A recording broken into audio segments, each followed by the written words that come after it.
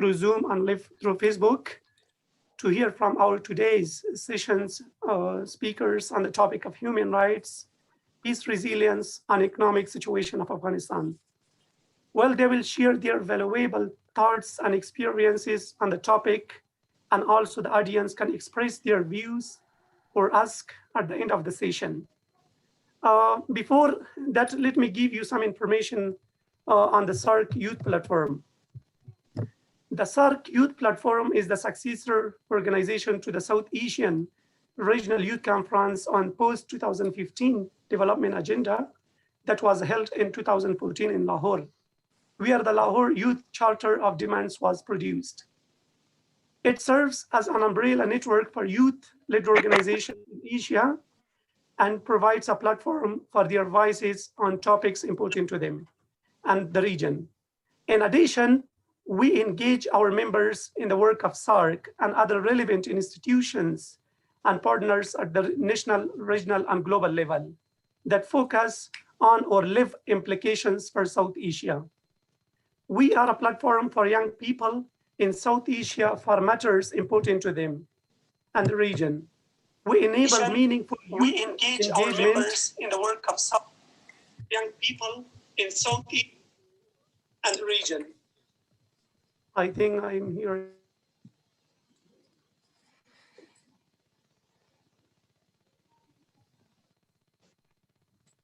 Yes, you are clear. You are clear. Please continue. Okay. We enable meaningful engagement in the work of SARC South Asia Association for Regional Cooperation and relevant national, regional, and global venues. Also, we prescribe to collective principle of solidarity, justice, equity, inclusion, diversity, human rights, and the integrity of the planet. Our membership is open to any youth-led and organizations and young person as a participant at the regional, sub-regional, national, and local levels that work in the South Asia region. Therefore, we seek to build a sustainable world where the human rights of all people are realized. They are meaningfully engaged in decision-making at all levels, and all life can thrive within planetary boundaries. So thank you so much for your attention and bearing me. Now I would like to hand over to Mr. Izhar al-Haq Fazli, who is the SARC Youth Platform co-focal point for Afghanistan, to moderate our today's panel. Over to you, Fazli Saib.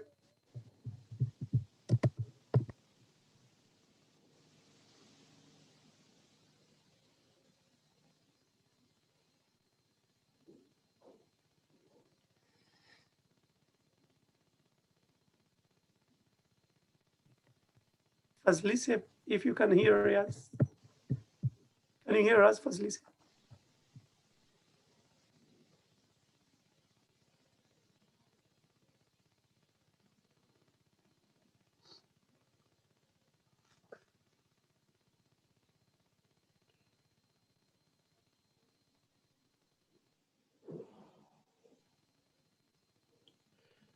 I think Mr. Fazli has been disconnected. Okay, I can go ahead with the session. As we already choose the topic of youth and human rights, peace, resilience, and economic situation of Afghanistan, which are the hot topics that we will be discussing today, and we will be benefiting from the expertise and the experiences and the knowledge of our distinguished speakers. At this moment, I would like to invite Ms. Laila Jafari before handovering to her. She is working as a director of civil society organization at the Ministry of Peace Affairs of Afghanistan. She will be speaking in Dari, but hope we will be clear and hear her. Khanum Jafari, شما میتونین که صحبتایتان تشکر. من نمیدونم وقتی که من داری صحبت میکنم چطور میشن دوستای دیگه ما نمیدونم ترجمه همزمان دارین یا بعداً ترجمه میکنین نمیفهمم. به هر حال تشکر میکنم. ابتدا عرض سلام دارم به تمام کسانی که صدای مرا میشنون و تصویر مرا دارن. پس آغاز میکنیم به نام خداوند صلح و آشتی. من مجددا سلام و شب بخیر دارم به تمام بزرگوارانی که در این مجلس حاضر اشتراک کردن. جای داره که به نوبه خودم 36مین سال تأسیس سازمان همکاری های منطقه جنوب آسیا سارک را تبریک و شاد باش بگویم و تشکر می کنم که فرصتی در اختیار من گذاشته شده و من صحبت های خودم را در 3 محور می خواهیم امروز ارائه بدم.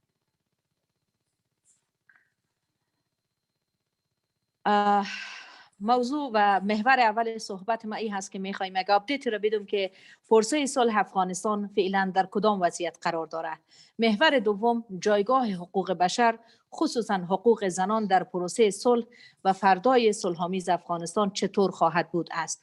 و محور سوم صحبتم کشورهای جنوب آسیا یا سارک چه نقش را می توانند در پروسه صلح افغانستان ایفا نمایند. امیدوار هستم که وقت رعایت کنم و شما با من تذکر باز بدین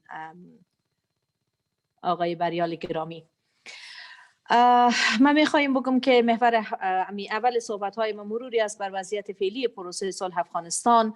ما یعنی دولت و ملت افغانستان خوشحال هستیم که هیئت مذاکره کننده جمهوری اسلامی افغانستان و هیئت مذاکره کننده طالبان بعد از حدوداً 3 ماه بنبست خوشبختانه بنبست شکسته شد و توافق بالای طرزالعمل کاری برای 2 هیئت مذاکره صورت گرفته و ان شاء الله در انتظار آغاز هر چه زودتر مذاکرات صلح بین الافغانی و روی یک میز هستیم.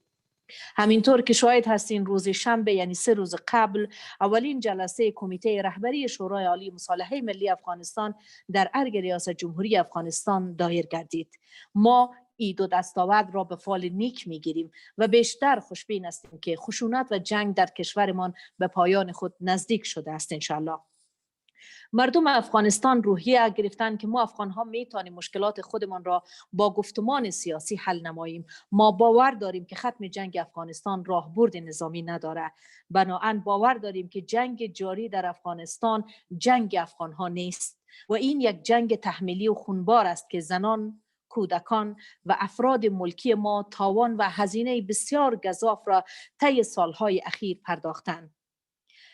و حالا میرم روی بحث دوم صحبت. من محور دوم صحبتم که میخوایم ایره بیشتر باز کنم که جایگاه حقوق بشر خصوصا حقوق زنان در پروسه صلح و فردای صلح‌آمیز افغانستان چگونه خواهد بود، چگونه ترسیم شده از دیدگاه زنان یا زنان چگونه صلحی را میخواهند.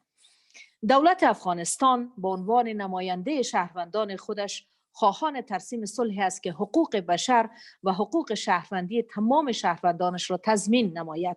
ما به یقین باور داریم که زنان افغانستان اولین و بزرگترین قربانیان جنگ بودند. اما با تمام این احوال زنان افغانستان نیروی توانا و شجاعی هستند که با روحیه والای وطن دوستی با تمام چالش‌های فراروی خودشان روبرو شده مبارزه مسالمت آمیز داشتند و طی 20 سال پس از طالبان هماره زنان افغانستان برای ختم جنگ و بازسازی افغانستان عزیز دوش مردان و برادران خودشان کار و تلاش کردند. پس از اولویت‌های پروسه صلح افغانستان حمایت و دفاع از حقوق و جایگاه انسانی زنان و قربانیان جنگ در پروسه صلح است. دولت افغانستان یکی از کشورهایی است که قطعنامه 1325 شورای امنیت سازمان ملل متحد را امضا کرده و متحد به رعایت و تطبیق موارد این قطعنامه می باشد که تا اکنون هم دولت در پی تسهیل حضور مشارکتی و معنادار زنان در سیاستگذاری‌های صلح و تمام ساختارهای و دولت و جامعه بوده است. بدون شک دولت افغانستان در پی محو کردن تفکر همیشه قربانی بودن زنان در جنگ و صلح است تا تغییر عمومی در افکار عامه را شاهد باشیم و از توانایی‌های زنان در حل منازعات، ختم خشونت‌ها و اعمار صلح و توسعه افغانستان به نحو احسن و تأثیرگذاری آن بر تصامیم سیاسی و اجتماعی به نحو احسن استفاده شود. لذا در راستای تحقق این دورنما دولت حضور زنان را در 2 بخش مهم و حیاتی تعهد و اجرایی کرده است. 1. حضور زنان در ساختار هیئت مذاکره هیئت مذاکره کننده صلح جمهوری اسلامی افغانستان. 2 حقوق زنان به عنوان موضوع در مذاکرات صلح. ما 4 زن را در تیم هیئت مذاکره کننده دولت جمهوری اسلامی افغانستان داریم و همچنین موضوع حقوق بشر و حفظ حقوق و دستاوردهای زنان از آجندای مذاکرات صلح خواهد بود. ما به یقین باور داریم که صلح عادلانه، همشمول و پایدار بدون حضور 50% شهروندان یعنی زنان افغانستان ممکن نیست. وزارت دولت در امور صلح به عنوان دارالانشای پروسه صلح افغانستان دارای ساختاری تحت عنوان معینیت حقوق بشر و جامعه مدنی می باشد تا زمینه ساز هرچه منسجمتر و واحدسازی صدای زنان و قربانیان جنگ در دوران قبل از مذاکرات صلح، دوران مذاکرات صلح و دوران تطبیق توافقنامه صلح باشد. ما برای رسیدن موفقانه در تمام این مراحل ابتدا به اجماع داخلی ضرورت داریم که حضور زنان از جمله بخش مهم اجماع داخلی برای صلح است که این وزارت صلح تمثیل میکنه انشاءالله. بدون شک زن امروز افغانستان در سطح 34 ولایت افغانستان حق دارد که در امنیت، آرامش با دیدگاه شهروند محوری زندگی کند. روایت زنان و دختران افغانستان از صلح همانا توقف هرچه زودتر و عاجلتر خشونت‌ها و اعلام آتش بس از سوی طالبان می باشد. زنان افغان صلحی را می خواهند که دیگر هیچ زنی داغ از دست دادن پدر، برادر، شوهر و پسرانش را در جنگ نبیند. زنان کشور ما خواهان باز بودن درب مکاتب در دورترین قریه ها بروی دختران و پسرانشان می باشند. ایمن بودن از خشونت ها از سطح خانواده تا اجتماع، زمینه کسب تحصیلات عالیه، داشتن حق کار، حق مشارکت اجتماعی و سیاسی و به دست آوردن حقوقی که در قانون اساسی افغانستان برای شهروندان تعیین شده است، زنان افغانستان در فردای صلح‌آمیز افغانستان خواهان هستند. در نهایت مردم شریف افغانستان حق دارند که به خدمات صحی با کیفیت، امنیت روانی و جسمی، اقتصاد پویا و عدالت اجتماعی دسترسی داشته باشند و تمام اقوام افغانستان به صورت مسالمت آمیز با هم در زیر چتر نظام جمهوری اسلامی افغانستان زندگی عزتمندانه داشته باشند. و من بحث خود را میبرم حالا به محور سوم بحث من، نقش کشورهای جنوب آسیا سارک در پروسه صلح افغانستان است. ما باورمند هستیم که صلح پایدار در افغانستان مشروط بر اتصال اقتصادی و اجماع منطقوی همشمول می باشد. 1. بنابراین کشورهای عضو سازمان سارک از تحقق اجماع منطقوی حمایت کنند در مشورت با دولت افغانستان. 2. جنگ و راهبرد نظامی به نفع هیچ کشور عضو سازمان سارک نیست. جنگ تحمیلی بر افغانستان عواقب ناگوار اقتصادی و امنیتی برای این منطقه به وجود آورده است. لذا ایجاد منافع مشترک اقتصادی و امنیتی کشورهای عضو سازمان سارک می تواند تسهیل بخش روند صلح افغانستان باشد. 3. تشویق نمودن گروه طالبان به صلح و دست برداشتن از خشونت. 4. همچنین شریکسازی تجارب و یافته‌های ختم جنگ و صلح کشورهایی چون کشور نپال و سریلانکا که ما به این 2 کشور سفر کردیم، مطالعه کردیم بحث ختم جنگ و صلحشان را و خوشحال هستم که همچنان صلح در این 2 کشور پایدار هست و ما می‌خواهیم که از تجربیات این 2 کشور و کشورهای دیگه‌ای که در منطقه و عضو سازمان سارک هستند ما مستفید شویم تا استفاده کنیم از تجربیاتشان. 5. حمایت از ارزش‌های حقوق بشری، حقوق زنان، آزادی بیان و اقلیت‌های قومی در افغانستان. 6. صلح در افغانستان باعث پیشرفت توسعه و صلح منطقه می‌گردد. گزینه آخری که سعادت افغان‌ها، باورمند باشیم که سعادت افغان‌ها سعادت منطقه است. و من تشکر میکنم از توجه شما به صحبت‌های من. زنده باد افغانستان واحد، یک پارچه، مستقل و صلح‌آمیز. تشکر. تشکر یک جان خانم جعفری از صحبت‌های همه‌جانبیتان.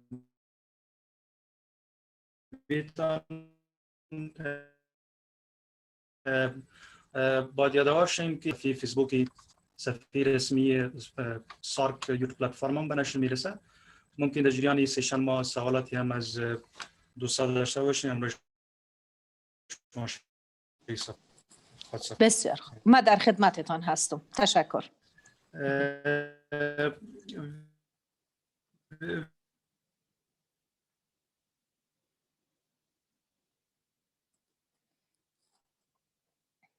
We are very excited to have Mr. Inayat Safai, our next speaker.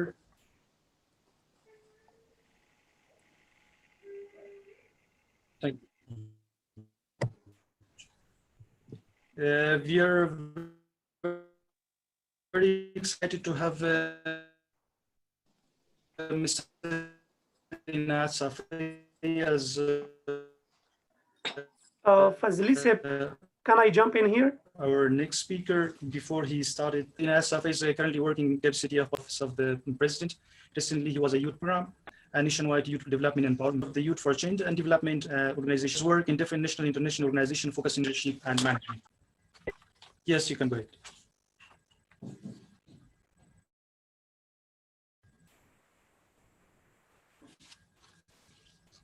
He was a member of the National Youth Policy Formulation in Afghanistan, and a member of the Youth Charter for the Southeast Asia Association.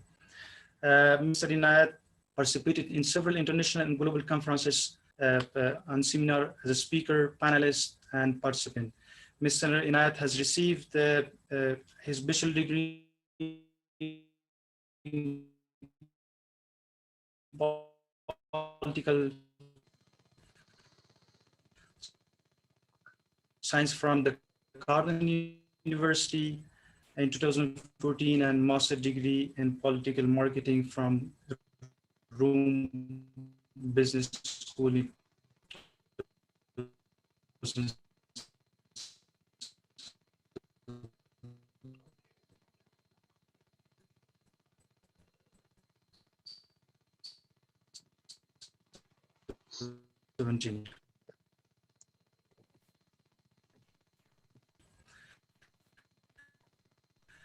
As well, he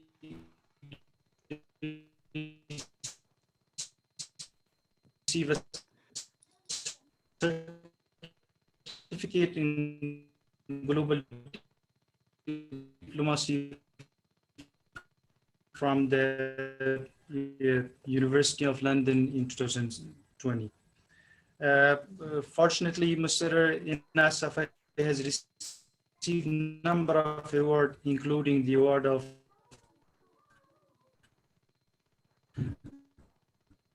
outstanding achievement in the field of leadership.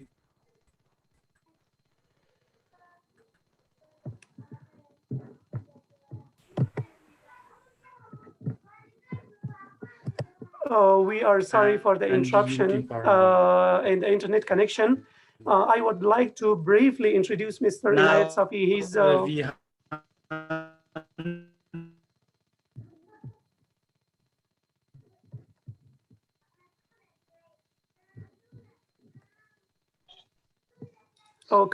can you hear me? Yes, I hear you. Okay, sorry for the internet connection problem with Mr. Fazli. Inayat Safai is our next speaker. He's working as a political specialist with the Office of the Strategic and of the President Office. Previously, he was working with Counterpart International Organization. Apart from that, he received his bachelor in the political science from Cardan University, and apart from that, he received his master's degree from Rome Model University in Italy. And he's a young activist. He received 40 under 40 Cardan Leadership Award from Cardan University. So we would like to give him the floor to express his views regarding the role of youth in peace process and how youth can play a vital role in the development of the country. Over to you, Mr. Safi. Thank you very much for inviting me to this panel. And also, I would like to welcome all the guests and participants who are now watching us through this live webinar. And thanks also to the SARC Youth Platform for arranging such kind of useful workshops, useful seminars, and useful platform, and not only to the youth of Afghanistan, but to the youth of the rest of the world, and especially to the South Asian nations. The role of young people is very clear in peace and other development activities. In Afghanistan, we are having young people who are making over 60% of the population, which is the vast majority of Afghan population. Therefore, young people have the power to transform our communities, societies, our country, in the world. They are an important source of creativity and drivers of social changes in the country. Today's generation of youth has very been excluded from national and global efforts to prevent and resolve conflict, contrary to the Security Council Resolution 2250, stating that building peaceful, cohesive, and resilient societies requires the full and meaningful participation of young people. The United Nations also urged on all young people to be part of different decision-making processes, not only on national level, but on international level as well. They should be active participants, not passive beneficiaries. Unfortunately, in Afghanistan, which has been hurt so much and so long, but youth progress, resilience, and aspiration have kept them focused to work for a better, peaceful, and prosperous future. 2/3 of the Afghan population is young people. The young generation of Afghanistan has been the main drive of many successes in the last 18 years. Media is an illustrative example. In addition, Afghan youth have been playing an important role in bringing national unity that has a direct positive effect on peace processes. One thing that I would like to mention about the young people in Afghanistan, until we do not dry the roots of all discrimination, justice, and lasting peace will not be maintained. We are sure that Afghanistan will never go backward, since there are thousands of like-minded young people who are hopeful and committed to make their country with their own hands. Apart from this, we can see that today's generation of youth are seriously concerned about their future as the main victims of imposed war in our country. They hold that as an influential generation, they have a historical and momentous responsibility regarding coming up generation. Hence, peace talks are regarded as the future of Afghanistan and youth generation. And therefore, the United Nations Security Council, once again, I would like to mention this, that they stated in the resolution 2250 that urges member states to consider ways to give youth a greater voice in decision-making at the local, national, regional, international level. And this is, we say this is must be enforced in the Afghan peace talks as well. Apart from this, youth should be actively engaged by themselves as well in shaping a lasting peace and contributing to justice and reconciliation. In addition, it has been stated in Afghanistan National Youth Policy that lasting peace and security are the most important needs of the people of Afghanistan, and young people can play an important role in bringing peace and security in the country. To conclude, if we want lasting and sustainable peace, we can no longer afford to leave youth behind. We must listen to and work with them.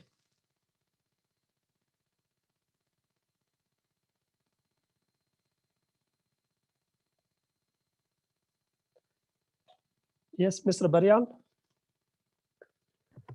Fazli Seb wanted to say something. Fazli Seb, can you hear us?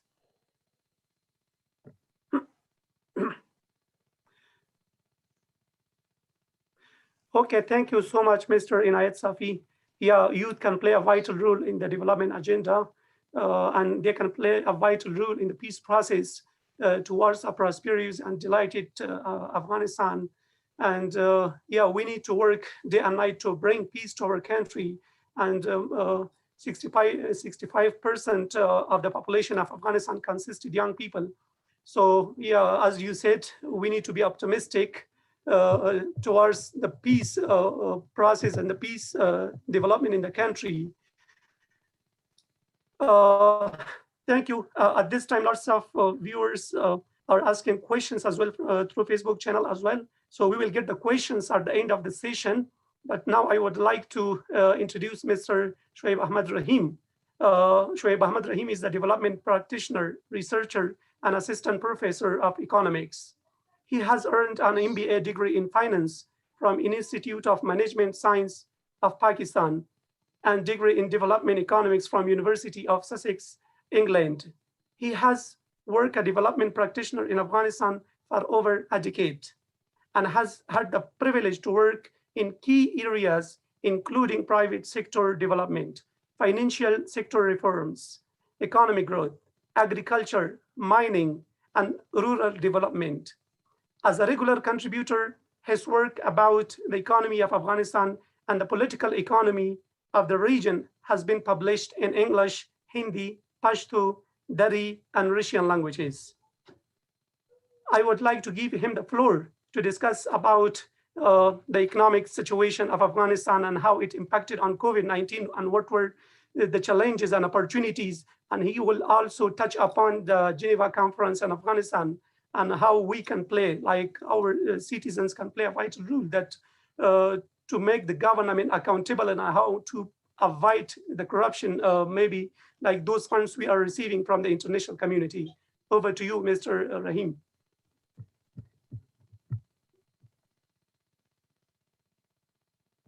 You are muted.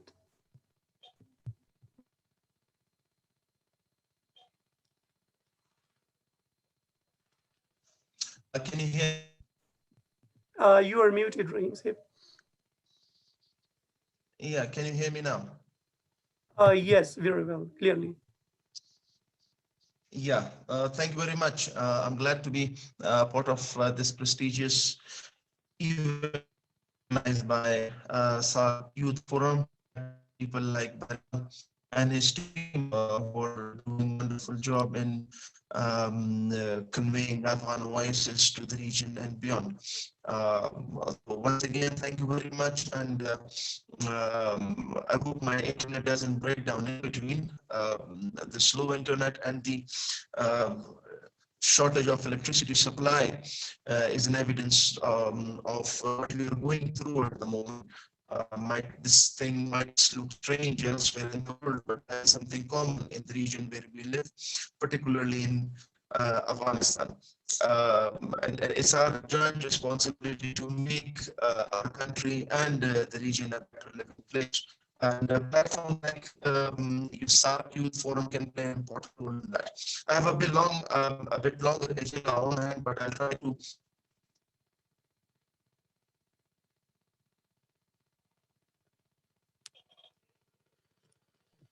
We lost you, Rahim, if you can hear us.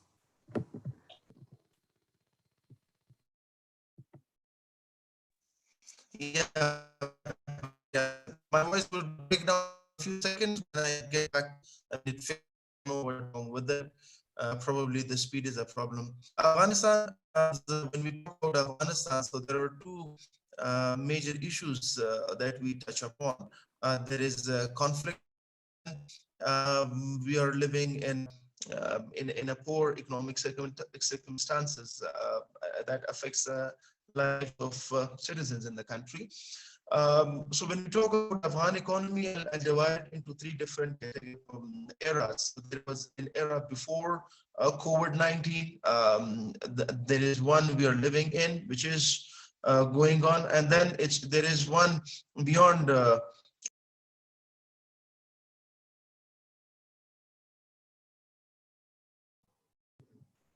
We lost you again, unfortunately.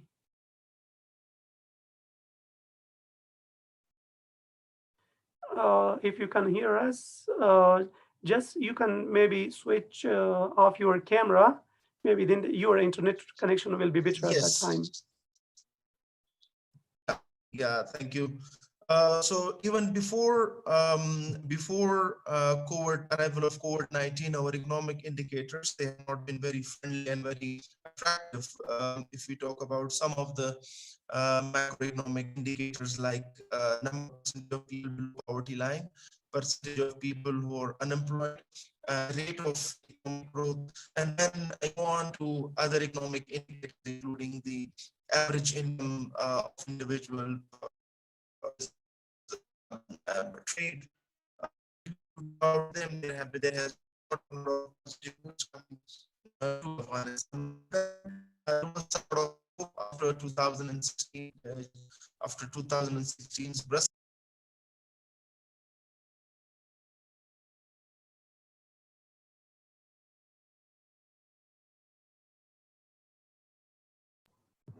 We are sorry for the internet connectivity problem.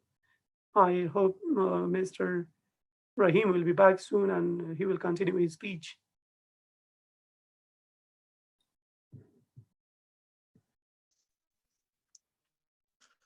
Yeah, so it certainly wasn't an attractive scenario for Afghanistan, but there was some kind of hope that it would improve. So in our topic of today's panel discussion, use the word resilience. I think 19 and the arrival of COVID-19 exposed our vulnerability, particularly the economic vulnerability and the capacity of the government to tackle such crisis, which has been rarely seen in the history of the country. The level of COVID-19 exposed our vulnerability, and as such, we have seen that key economic indicators, the trade,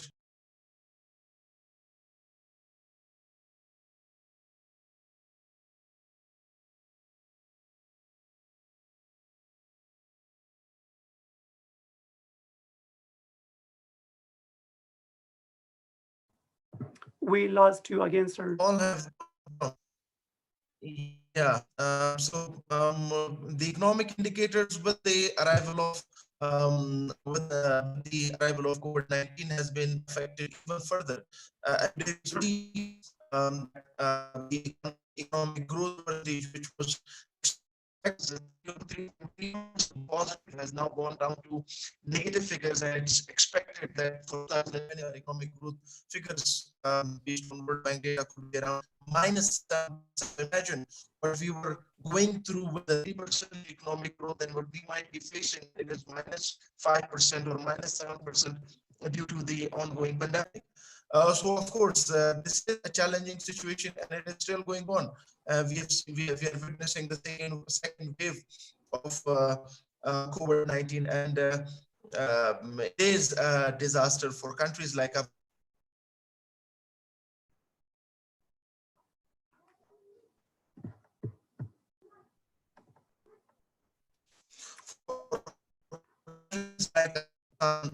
which are going through already depressed economic indicators. I do believe this is going to end up sometime soon, but at the moment, this is a very troublesome. Touching upon the recent event of Geneva conference, why this is important at this critical juncture when we are going through the COVID-19 pandemic is that there have been commitments, but then there are a lot of conditions and strings connected to it. And those conditions would basically mean that Afghan government has not been able to perform well.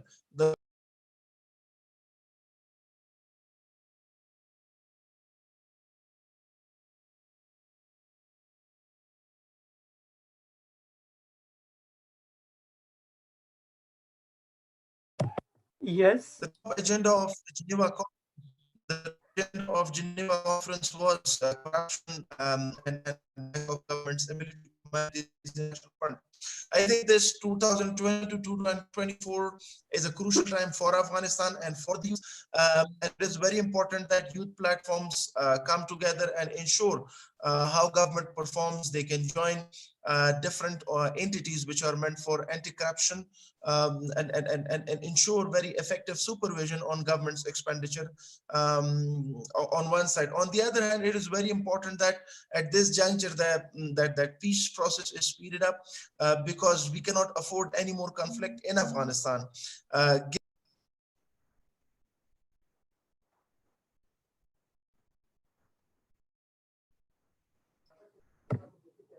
Yeah, exactly. We lost you again. In Afghanistan. If there is some progress, if there is significant progress on peace process in Afghanistan, this would play a very important role, for the improvement of economic activity in the country, and this piece here is even more important. I was recently asked by on one of the program what would happen if peace progress doesn't proceed effectively. So the thing is that it's going to be disaster. International aid is reducing. We're already in trouble, and peace is the only measure for us that would ensure economic resilience and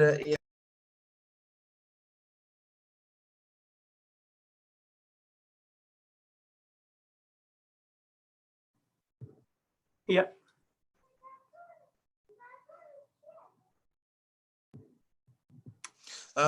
Just last point that youth have a important role to play in terms of raising their voices for peace, in terms of ensuring that they monitor the activities of government, and then ensuring that the peace process delivers its desired objectives. With that, thank you very much. I'll be glad to take any questions from the audience. Thank you so much, Rahim Saab, for your valuable speech. And you mentioned two very great points, like COVID-19, in fact, impacted badly on the economic situation of Afghanistan. And then we have on the other side these peace talks, which Afghanistan is dealing with different issues nowadays. But I hope we will have a good outcome and a good result of all these things, and the government will take precautionary measures before the second wave of Corona started and the number increased. And also the international aid, which you mentioned that it will continue from 2021 to 2024. Yeah, exactly. This is a crucial time, and the government of Afghanistan need to prove themselves for the international community that yes, we have now a resilient economy, and we are what are the conditions of the international community. They need to fulfill it in these coming few years. And yeah, as you mentioned at the last point, there should be a policy level group to monitor the government activities closely, that how they can avoid these corruptions whenever it is happening in the country. So thank you so much for that. Now we are going to have the questions from the audience from Facebook, and as well as the audience here who are with us in Zoom. If the audience has any questions to our distinguished speakers, maybe you can unmute yourself and ask your question from the speaker. The floor is yours.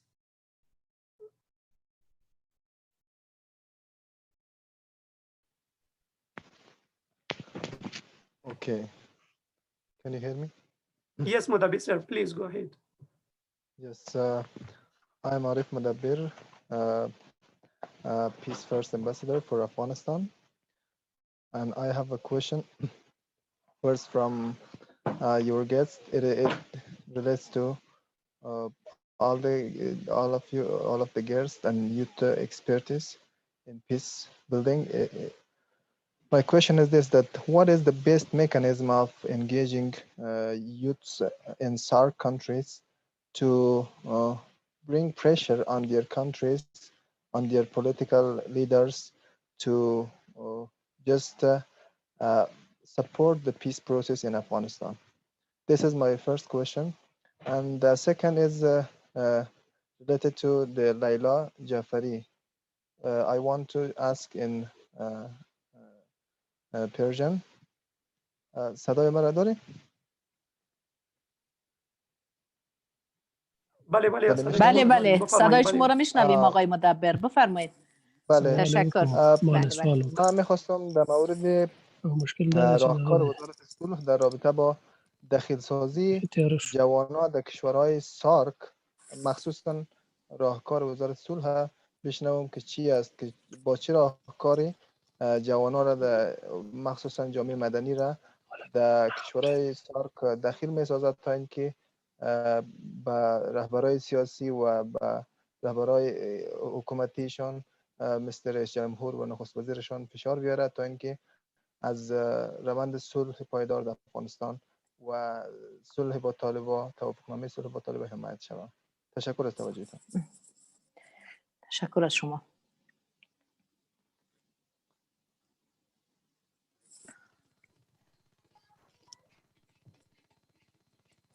بفرمایید لیلا جعفری. اگر خب من شروع کنم درست است. به خاطر که یک سوالم قبلا پرسیدن مکانیزم سارک نه، او رو کسی دیگر جواب میده حتما. خب بسیار خوب، پس من این سوالی که از ما پرسیدن جواب میدم. تشکر میکنم اول از سوالی که شما پرسیدین. سوالتان کمی تخصصی تر هسته. من میخوایم بگم که بدون شک شما حتما در جریان هستین که وزارت دولت در امور صلح، آقای مدبر، یک وزارت تازه تاسیس هست. 1 سال و چند ماهی میشه از تاسیس از وزارت، اما دورنمایی که ترسیم کرده و وظیفه اصلی از وزارت این هست که زمینه از این فراهم کنه تا که من حیث یک نهاد دولتی درب دولت در پروسه صلح به روی تمام ملت افغانستان باز شود، خصوصا بخش زنان و جوانان.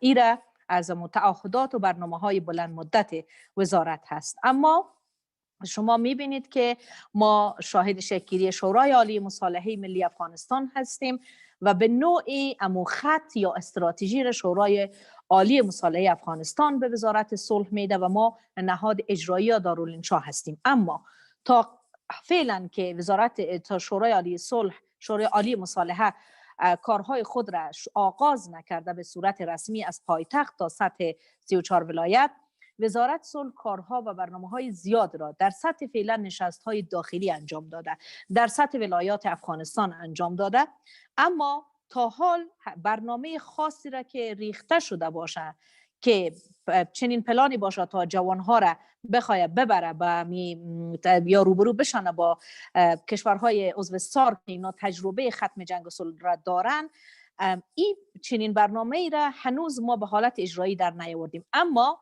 در برنامه بلند مدت وزارت شما مطمئن باشین که وجود داره. من میخوایم یک تجربه شخصی خود با شما شریک کنم من حیث جوان از این سرزمین که شما هستید. بدون شک افکار عامه تاثیرگذاری بسیار بالایی داره بر ختم خشونت در افغانستان و اینکه گروه طالبان بیایند در آغوش نظام و مردم خود و به سرزمین خود.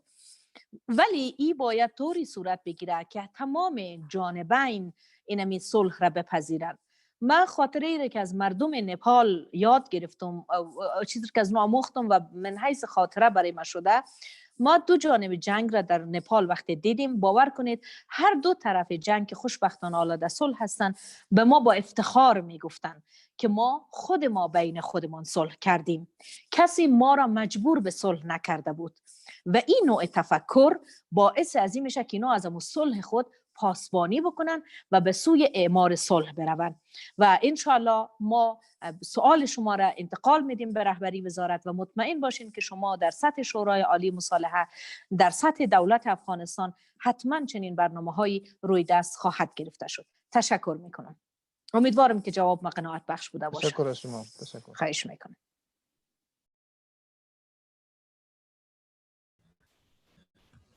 Tashakkur Khanam Jafari. We have some question in our Facebook page as well. And the question are directed to Mr. Inayat Safi as well as Shoaib Ibrahim Sahibs. Mr. Arizo Sahibzada asked a questions and it's directed to Shoaib Ibrahim Sahib. How you see the rule of peace and economic growth of the Afghanistan? So the floor is yours, Ibrahim Sahib.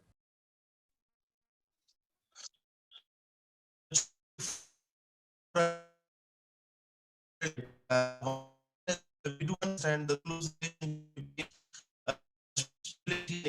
growth. The more there is peace and stability, opportunities in the country, investment opportunities, and more higher income for the people. It's important more than ever because the last phase of transformational decade 2014-2024, and these 4 years are important for us. Afghanistan government is somehow it creates its own revenue sources. So while the international community is getting engaged with COVID on one side, on the other side, we are going through hard times. Peace and stability in Afghanistan could solve our problems to a great deal. People are not investing in Afghanistan because of a lot of people are not working here. A lot of industries are not fixed. Construction work is not happening. Apart from that, development work is not taking place across the country. So why is it important more than ever is because we don't have any other option left than peace and stability and reconciliation with Taliban on one side, and on the other side, a transparent, equitable expenditure of international by government to ensure that Afghanistan is able to now deliver its conference and Geneva Conference 2020 by 2024. So yes, there is close interrelationship and they are needed more than ever.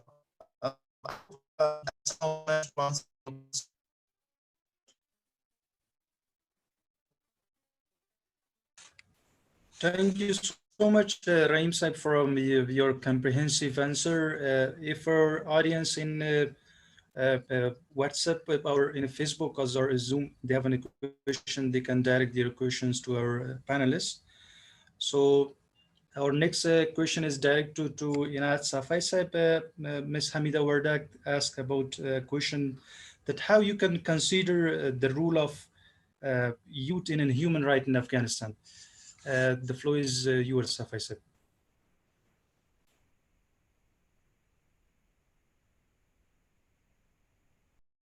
Safi Saib, can you please unmute yourself? We are not unable to hear from you. Do you hear me now? Yes, yes, clearly and loud. Okay. As I mentioned before, that young people is the biggest and the vast vice in the Afghan community as a vast majority of the population. They do not only have a crucial role in the human rights, but in the development agenda of the country as well. Wherever there is human rights issues in the country, young people are the bulge or the one who voiced their mind, who did advocacy activities, who did campaigning activities to ensure human rights in Afghanistan is in its own place. And we cannot ignore young people from their dynamic position that they are having in the Afghan community. We believe that if young people are given chance to be part of different decision-making activities and decision-making processes in the country, they will be the one to ensure how best human rights are implemented in Afghanistan. We see them a dynamic force and potential part of the country who can change the country towards the best, prosperous, and developed one. We call upon the government, the international community, the SARC youth platform, and other international organizations that to give chance to Afghan young people to be part of different decision activities, not only in Afghanistan, but in the region, in the global level. And we believe that they are having the ability, the capacity to play an effective role in implementation of human rights globally, to assist the global agenda with the United Nations. So we believe that the young people are having enormous capacity to work for the human rights. And so far that we see young people in the country, they have played their role very clearly in all aspects of life. Hope I'm clear in this regards. Yeah, thank you so much. Go ahead, Barial sir. Hadia Ibrahim Khil from the Zoom chat, she has a question. And Hadia, can you hear us? Hello. Yes, we can hear you. Please ask your question. And I think I'm losing signal already. Do you have my voice? Yes, we have your voice clearly.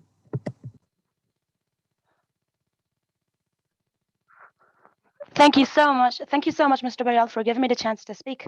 Thank you so much for the eminent presenters, panelists, Mr. Rahim, Ms. Layla. Thank you so much for being here today. My name is Hadia, and I'm a social activist. I hold the BA from Economics from Kabul University, and as well as I am a GPA Global Peace Ambassador. I had two questions, which is directly referred to Mr. Rahim and Ms. Layla. First, I would like to thank Ms. Layla for her inspirational speech. We're really motivated. We're really inspired.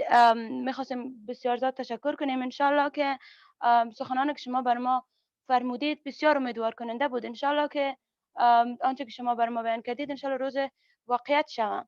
And the question I had was from Mr. Rahim. We had the privilege of working with him and having him in one of our program in Kabul University. Unfortunately, due to recent attacks at Kabul University and the security issues we had, we couldn't make any other program. So the question was, we conducted a survey a few months ago from the youth that how optimistic they are for the upcoming peace talks and how optimistic they are for the peace in Afghanistan. Unfortunately, the survey that we conducted didn't have a good result.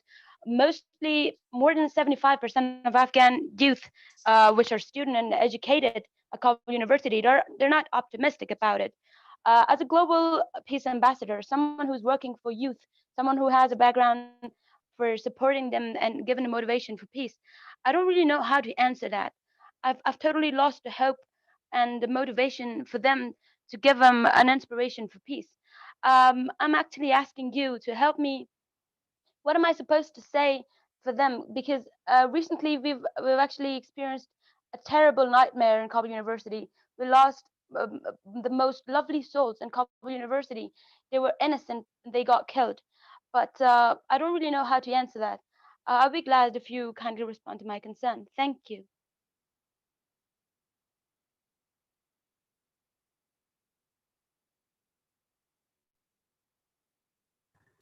Mr. Rahim, if you hear the question clearly, maybe you can respond to her.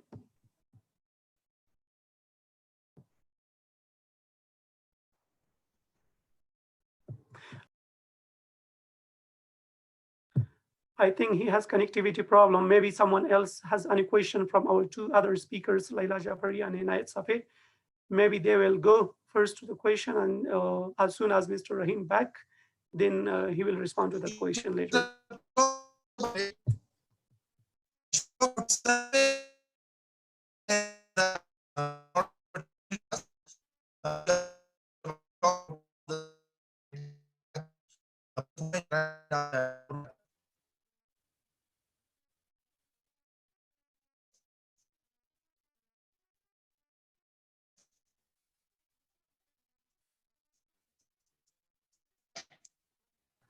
We can't hear you at all, sir.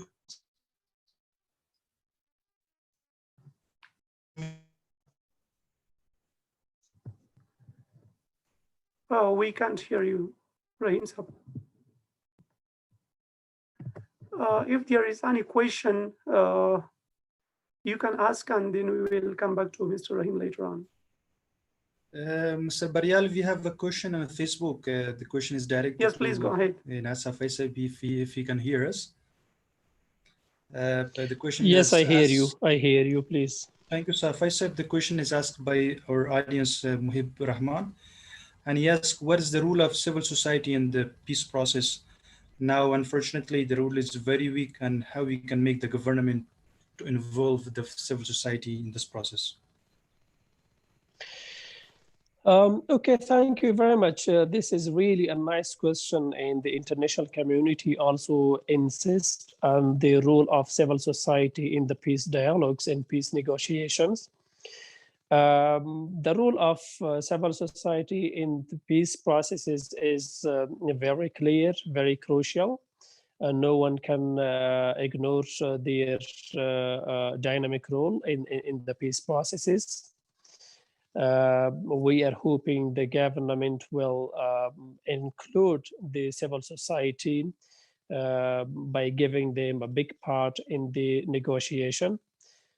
Far now, we see that the political parties and their representatives are being participated in the peace processes, in the peace negotiations, especially in Doha.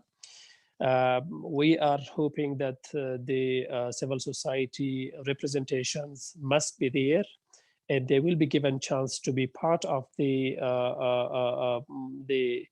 fate that they are determining for Afghanistan in the future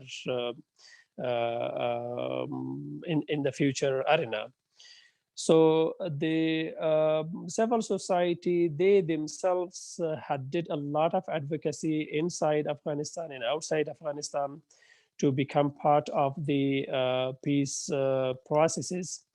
But unfortunately, since we see the history of Afghanistan and specifically the near history from 40 years, which is in the hands of some of those people who had political parties. They dominated the current situation as well in most aspects. They are the one to be determining our fate, which is wrong, which is not according to the demands of the people in Afghanistan. I'm hoping the civil society should bring a vast coordination among themselves, and finally they should come with a one voice to ensure that civil society is now part of the upcoming peace talks and peace processes. No one can ignore their role, their biggest role. But unfortunately, in the current situation, our civil society is also split with different pieces in Afghanistan, and they are not coordinating among themselves. Whenever they are coordinated, whenever they bring a coordination body among themselves, I'm sure that they will be given biggest part in the civil society in the peace processes, not only in the peace negotiation talks, but in different decision-making activities.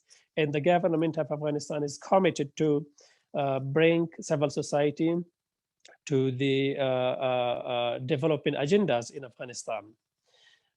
This is what we are thinking about civil society and the role they are having in playing in the future of Afghanistan as well. Thank you so much, Inasir, for a very clear and comprehensive answer. But else, if we have, we'll take another last question from Ms. Nazia. She is in our Zoom touch. She will directly ask her question, then we'll go for the next agenda. Ms. If you can hear, as you can direct your questions. Hello and good evening, everyone. Thank you so much, Mr. Shoaib Ibrahim, Ms. Laila Ibrahimi, and Mr. Renai Safi for joining us tonight. My question is not specific to anyone. Anyone can answer it. As we all know, that track to diplomacy is very common for the building relationship and networking among the countries, especially now when we in Afghanistan, we are at the stage of peace negotiation. What do you think how these regional organization can help us to build good relations with the other countries, especially with Pakistan and Iran and other countries who are involved in the peace process and can help us with our peace negotiations in different aspects? How we can strengthen this track to diplomacy and how it can be helpful for Afghanistan?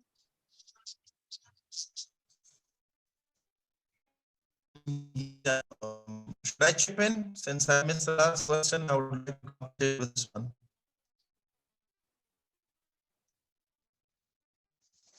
Hello,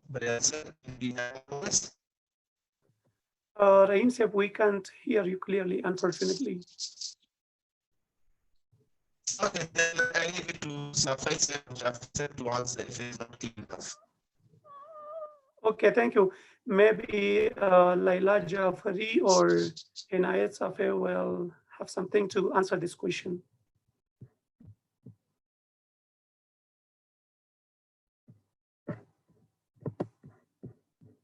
Can you please unmute yourself? And then... Yes, I unmuted.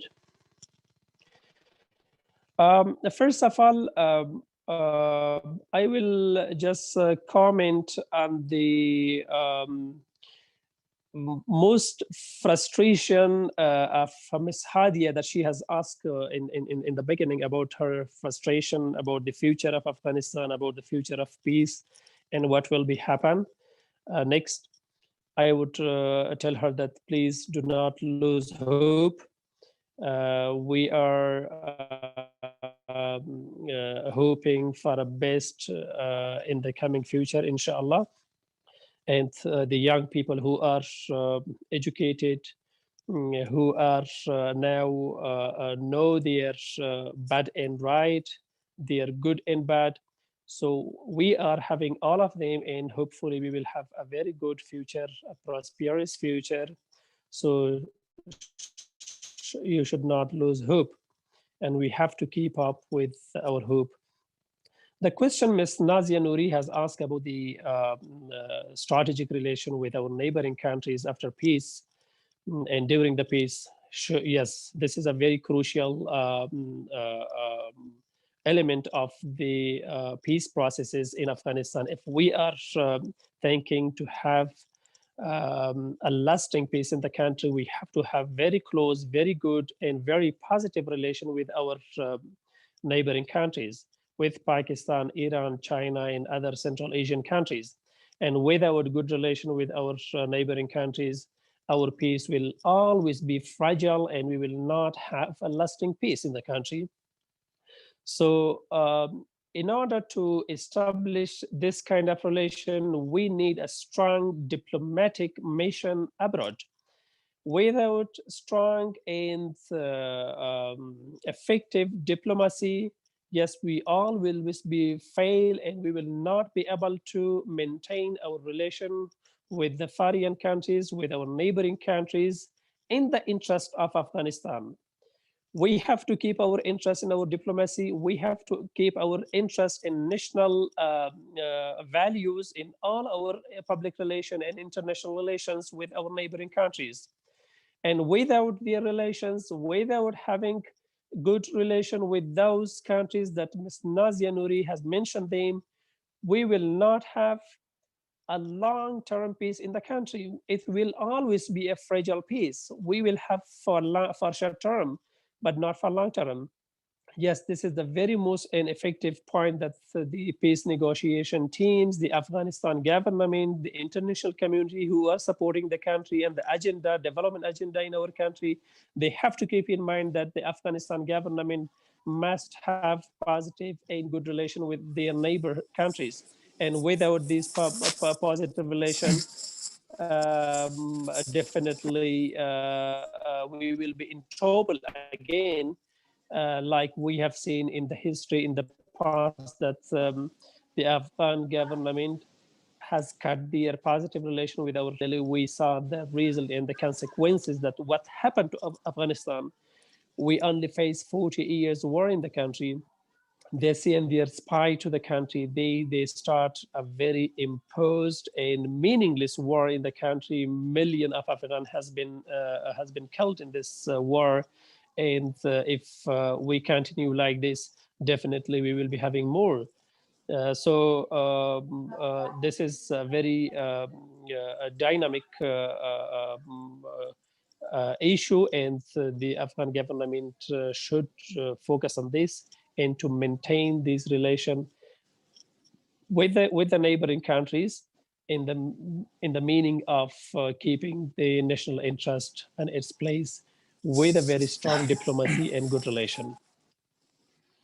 اگر اجازه شود در تکمیل صحبت‌های شما آقای صافی یک موضوع رو من بخواد جواب خانم نازیه اگر بگم، این هست که بله بدون شک دولت‌ها با دولت‌ها دیپلماسی میکنن در این مورد، در بحث اینکه جنگ ختم شود و صلح بیاید و منافع مشترک ایجاد شود. اما ما میخوایم در همین عرصه حتی میخوایم بگیم بحث همون دیپلماسی عمومی را باشه یا روابطی که فراتر از دیپلماسی دولت‌ها باشه، این از زنان، جوانان، نهادهای جامعه مدنی در عصر حاضر میتونن از همون دیپلماسی فرهنگی و استفاده از شبکه‌های اجتماعی میتونه یک تاثیر خیلی خوبی را بر افکار عامه، یعنی ملت ها میخوایم بگم بگذاره و در پی نزدیکی ملت ها شویم، بدون شک باز تاثیر خواهد داشت بر امو سیاست دولت ها انشالله. بدون شک افغانستان کشوری هست که همیشه نگاه نیک و همسایگان خود داره، در پی ایجاد روابط نیک دیپلماتیک هست. اما انشالله در پی ازی هستیم و در آرزوی ازی هستیم که کشورهای خصوصا همسایه ما در بخش سیاست‌های اعلامی تا اعمالی خود همه را به نوعی با ما صادقانه باشه و تضاد نداشته باشه، که سیاست‌های خود را یک رقم اعلام میکنن ولی وقتی زمانی باز اعمال میرسه اونا به نوع دیگری رفتار میکنن. در این قسمت جوانان، نهادهای مدنی، زنان بسیار میتونن نقش برازنده‌ای داشته باشن در نزدیکی ملت‌ها و اینکه خصوصا کشورهایی که ما با او فرهنگ و مشترکات زیادی داریم. تشکر. تشکر خانم جعفری. Thank you so much, Safai said. Now I'm going to hand over.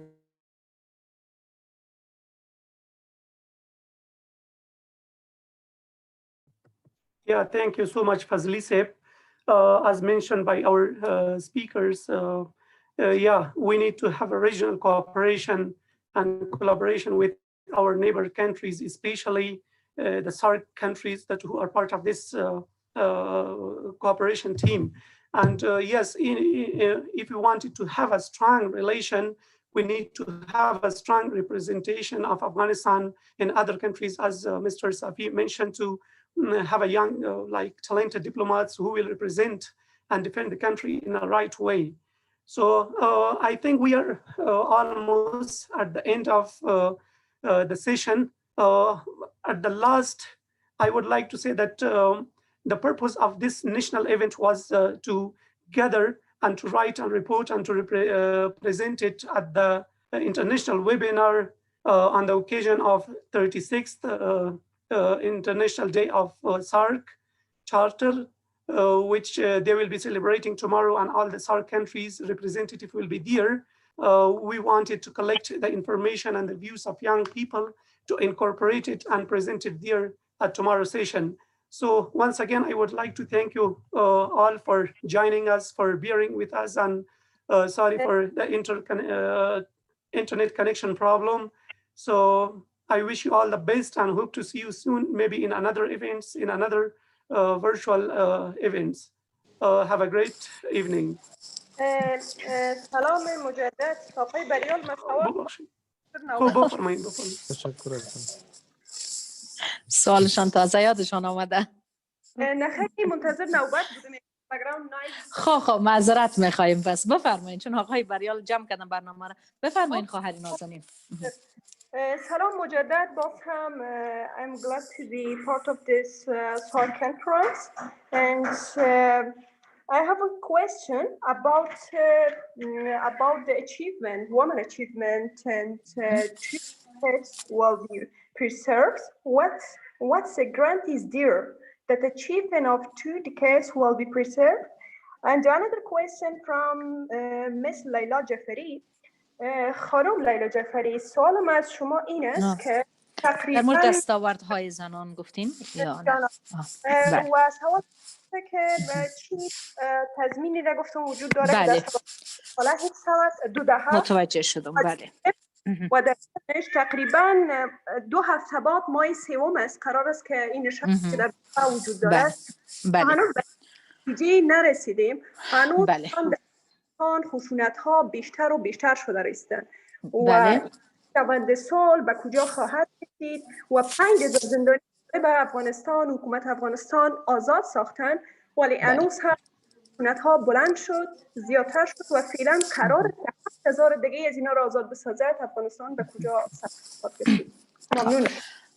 تشکر خواهر نازنین. تشکر از اینکه شما به عنوان یک زن افغان، یک دختری از نسل جوان، این دغدغه و نگرانی رو دارین و باید نگران باشید. همه ما باید نگران باشیم در پروسه صلح تا بتانیم به گفته خودتان دستاوردهای 20 سال اخیر زنان که به قیمت هزاران قربانی زن و مرد و نیروهای نظامی ما بوده، امروز من و شما نشستیم از سیاست، از صلح، از مشارکت، از حقوق زنان و حقوق بشر وقتی میگوییم، این دستاوردها آسان به وجود به دست نیامده. اما ما میخوایم برای شما بگم فقط خود مردم افغانستان، فقط ما زنان و مردان افغانستان میتونیم تضمین کننده دستاوردهای 20 سال اخیرمان که دستاوردهای انسانی و حقوق اساسی ما هست. ما خودمان میتونیم تضمین کننده باشیم. هیچ کسی و هیچ جایی و هیچ کشور دیگه تضمین نمیکنه و بر او اعتماد نیست. ما ایره میخوایم صادقانه همراهتان میخوایم بگم. ما چون کسی از جنس و درد شما هستم و در قسمت مذاکرات صلح ما میخوایم خواهر نازنینم و هر بزرگوار دیگه‌ای که صدای مرا میشنوه، ما میخوایم برایشان بگم 40 سال جنگ در افغانستان و خصوصا 20 سال اخیر جنگ خونباری که همکنون در جریان هست، ما نباید توقعی از این را داشته باشیم که یک شبه این جنگ ختم شود. باور کنید آرزوی همه ما هست که دیگر هیچ فقط نه تنها صدای فیر تفنگ و انتحار نباشه، بلکه درب مکتب در دورترین قریه افغانستان، امکانات رفاهی افغانستان، زندگی، شغل برای تک تک شهروندان افغانستان باید وجود داشته باشه. اما این راه آسان نیست. این راه هنوز قربانی نیاز داره، ولی این قربانی به معنی از دست دادن و قربانی کردن ارزش‌های انسانی ما نمی باشد. این قربانی از جمله ازی است که ما باید حوصله و تحمل داشته باشیم. ما باید بسیج عمومی و مردمی را راه اندازی کنیم. ما باید در این مسیر صلح طالبانی که در افغانستان و خانوادهایی که زیر نفوذ طالبان هستند را باید با خود هم صدا کنیم. باید ما شنونده صدای اونها هم باشیم در مورد صلح و اونها را هم با خود هم صدا و هم گام بکنیم تا مثل من و شما اونها هم طعم تحصیل را، طعم امکانات را، طعم معنای احترام و حقوق بشر را به اونها هم بیاموزیم. بدون شک که تا حالا این هموطنان ما محروم بودن. پس اگر صحبت‌های ما طولانی نشود، اینمی هست. تمام چند، اما حداقل به عنوان یک کسی که مأمور صلح هستم، 8 کشور جهان را پروسه جنگ و صلحشون مطالعه کردیم. بارها بوده که در این کشورها مذاکرات صلحشون حتی به بنبست خورده، ترک کردن میز گفتگوها را، اما دوباره برگشتن. پس شیوهی که حالا هم در دوحه بین دو تیم افغانی وجود داره، بحث این هست که حوصله، توانمندی، حمایت از تیم باید توسط مردم افغانستان صورت بگیره و روابط دوامدار، مشورت هایشان مردم افغانستان باید با دو تیم شریک بسازن. این از طریق وزارت صلح یکی از گزینه‌هایی است که کار را انجام میده. و در نهایت بسیج عمومی، به خاطری که ما مالک از صلح تا خود را تصور نکنیم و نباشیم، ما صلح واقعی، پایدار، عدالت محور را که صلح اجتماعی میشه ما شاهد نخواهیم بود. تشکر. و در قسمت آزادسازی زندانیان، آزادسازی زندانیان، خواهر نازنین، ما فقط اینقدر میتونم بگم در قسمت 5000 زندانی که بود، شما دیدین که خصوصا 400 زندانی که گفتن زندانی هایی بودن که حملات خونبار را بر علیه مردم افغانستان انجام داده بودن، اما شما دیدین دولت افغانستان جرگه مشورتی صلح را برگزار کرد و به نوعی اما مردم افغانستان که خسته از جنگ هستند، امیر گفتن که زندانی ها آزاد شوند، ولی باید خشونت ها توقف پیدا کنه، باید مذاکرات آغاز شود و قبل از مذاکرات آتش بس سرتاسری اعلان شود.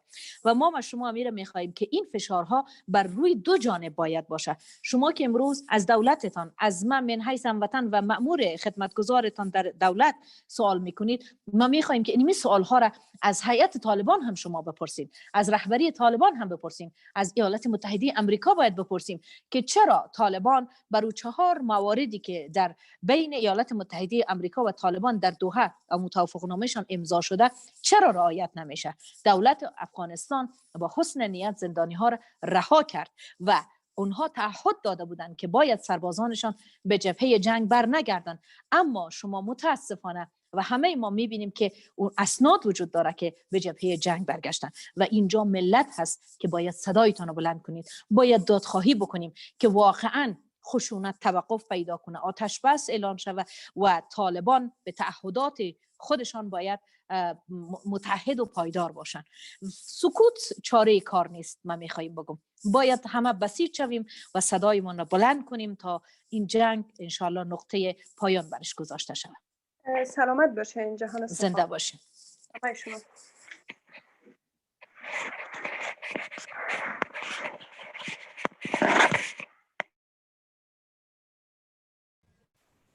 Thank you so much, Laila Jafari, Inayat Safai Saib, as well as Shoaib Ibrahim, and our respected audience for your active participations. Thank you once again, and see you. Looking forward to see you in our next sessions and webinar. Thank you. Have a great evening. Bye bye. تشکر از شما. شام خوب و خوش داشته باشین. خدا نگهدار. Welcome. Yeah, Thank you so much.